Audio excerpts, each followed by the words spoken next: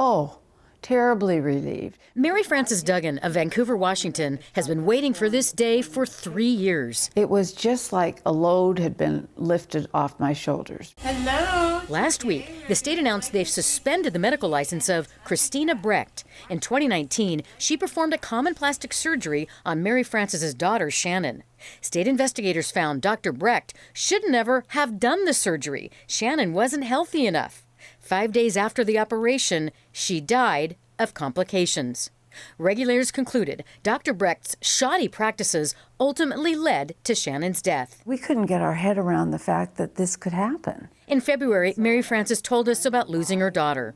She was really, really a nice person, and she didn't deserve to have her life end like this. Getting into that scar tissue. In addition to Shannon's case, the Washington Medical Commission found Dr. Brecht violated laws by over-sedating patients. She wasn't using general anesthesia or IVs, relying instead on high doses of pills like oxycodone and lorazepam, even for high-risk surgeries, with no anesthesiologist in the room. Dr. Brecht denied any wrongdoing, but last summer the commission sanctioned her and restricted her license, ordering her to not perform any procedures that require sedation. Today, Dr. Brecht's office is closed and locked, but that wasn't the case earlier this year when investigators found she was open for business and defying those state orders by performing several complex plastic surgeries here. After that, they yanked her license.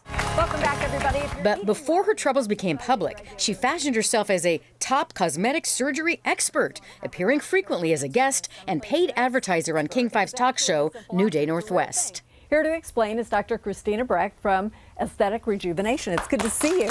Here's what Dr. Brecht wasn't advertising: her credentials. So I'm labeling the fact. We've confirmed she completed a short residency in plastic surgery, but she's not a board-certified plastic surgeon. She specializes in family medicine. I thought she was a plastic surgeon. Samantha Blankenship of Burien went to Dr. Brecht last year for a liposuction. She says she was handed several oxycodones and a handful of other pills for the surgery. Her friend took this photo afterward, looking and feeling out of it for 3 days. Nobody should have that much medication in their system. I felt like I overdosed. Samantha had no idea Dr. Brecht was a family practice doctor. It was from you. Yes. You found out from me that she was a family practice doctor. Yes.